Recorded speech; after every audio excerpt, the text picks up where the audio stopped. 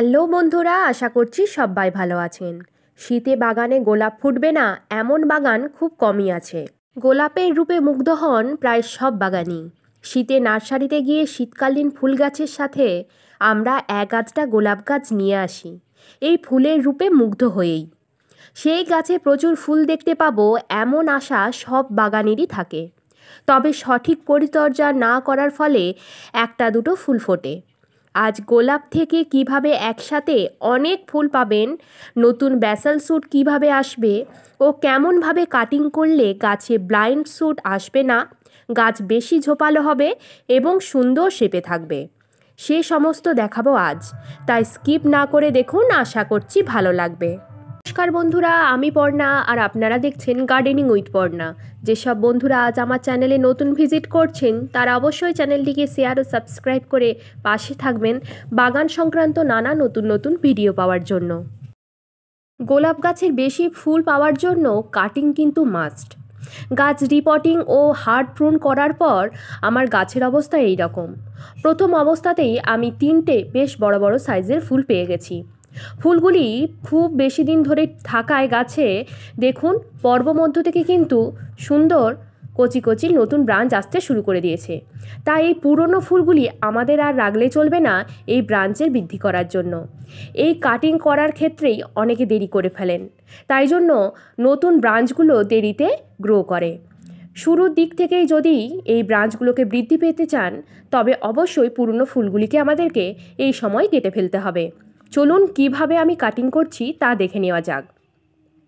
এইখানে দেখুন নতুন দুটো ব্রাঞ্চ এসেছে, তবে উপরের ব্রাঞ্চটি একটু অপরিপক্ক, মানে খুব বেশি গ্রোথ নেয়নি।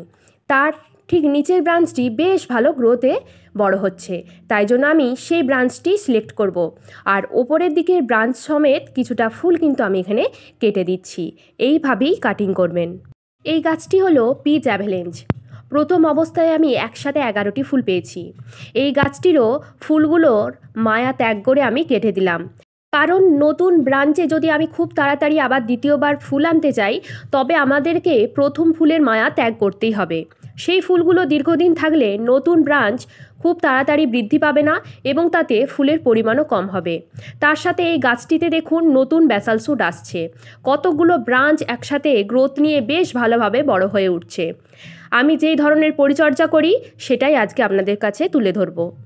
গোলাপ গাছে দুর্দান্ত গ্রোথের জন্য আলো এবং জল দুটোই কিন্তু গুরুত্বপূর্ণ ভূমিকা রাখে। গাছে খুব সুন্দর গ্রোথ আনতে গেলে যেমন অত্যধিক পরিমাণ সূর্যালোক প্রয়োজন, তেমনই গোলাপ গাছে কিন্তু জল ভাইটাল একটা জিনিস। এই গাছে যদি আপনারা জলের পরিমাণটা ঠিকঠাক বুঝে শুনে দিতে পারেন তবে গোলাপ গাছ নিয়ে আর চিন্তা করতে হবে না। এই গাছ যেমন জল ভালোবাসে তেমনই অত্যধিক জল এই গাছে কিন্তু মারাত্মক ক্ষতি করে। যেমন ডাইব্যাক, পাতা পচে যাওয়ার সমস্যা, কুঁড়ি কালো হয়ে যাওয়ার সমস্যা, এই ধরনের সমস্যার সম্মুখীন হতে পারেন সমস্ত বাগানি যদি জল ঠিকঠাকভাবে না দেন। তবে আমি এখানে কিভাবে জল দিই, যখন দেখবেন ওপর দিক থেকে মাটিটা হালকা শুকনো হয়ে এসেছে তখনই কিন্তু গাছে জল দেবেন, কারণ এখন গাছ কিন্তু ফুল ব্লুমিং মুডে আছে। তাই এই সময় যদি খুব মাটি শুকনো করে গাছে দ্বিতীয়বার জল দেন তবে ফুল কিন্তু দীর্ঘস্থায়ী হবে না। তাছাড়া কুঁড়ি কিন্তু ঢলে পড়বে, ফুলের সাইজও কিন্তু জলের অভাবে ছোট হয়ে পড়বে।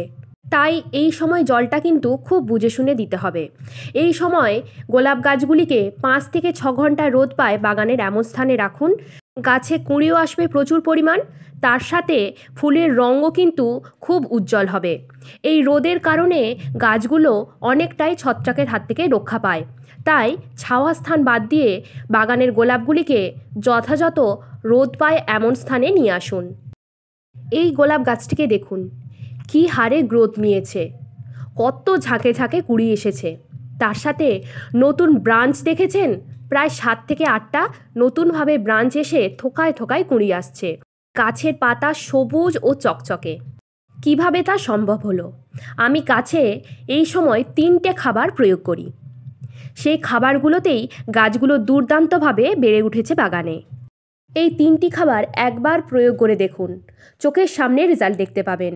খাবার প্রয়োগ করার আগে অবশ্যই টবের মাটি আগাছা মুক্ত করে নেবেন। তারপর নিড়ানির সাহায্যে ভালো করে মাটিটা আলগা করে নেবেন।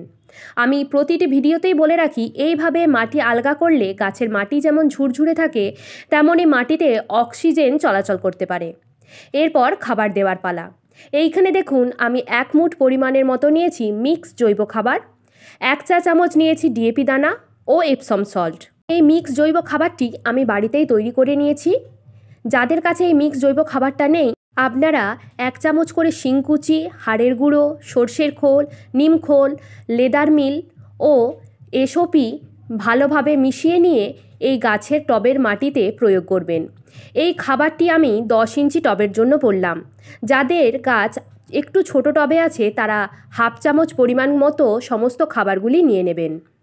এইভাবে একটা পাত্রে যদি আপনারা আলাদা করে জৈব খাবারটি আগে থেকে তৈরি করে রেখে দেন তবে সুবিধা হয়। সেই জন্যই আমি আগে থেকে তৈরি করে রেখে দিয়েছিলাম এই জৈব খাবারটা দিয়ে ভালোভাবে মাটির সাথে মিশিয়ে দিতে হবে। এতে করে গাছ দ্রুত খাবার ইনটেক করতে পারে। এই খাবারটা একটি অত্যন্ত শক্তিশালী খাবার, তাই জন্য ঘন ঘন প্রয়োগ করার প্রয়োজন নেই। 20 থেকে 15 দিন অন্তর আপনারা এই খাবারটি প্রতিটা গোলাপ গাছে দিতে পারেন। মিক্স জৈব ফার্টিলাইজার দেওয়ায় গাছে সমস্ত রকম চাহিদা মিটবে। তার সাথে গাছের যে প্রধান খাবার নাইট্রোজেন, পটাশ ও ফসফেট, তার চাহিদাও পূরণ করবে এই মিক্স জৈব খাবার। ডিএপি থাকায় গাছের গ্রোথ যেমন বৃদ্ধি পাবে, তার সাথে শেকড়ও কিন্তু দ্রুত হারে বাড়বে। তার সাথে নিয়েছি এপসম সল্ট, যা গাছের পাতা সবুজ ও চকচক করবে, ফুলের সাইজ বড় করবে ও রঙও করবে উজ্জ্বল। আরও বেশি মাত্রায় ফুল পাওয়ার জন্য এই খাবারের পাশাপাশি আপনারা 0050 ব্যবহার করতে পারেন। প্রতি সপ্তাহে 2 বার করে প্রয়োগ করুন এই গাছগুলিতে 0050, যা গাছে ফুল আনতে ও ফুলের সাইজ ও রং বৃদ্ধি করতে সহায়তা করে।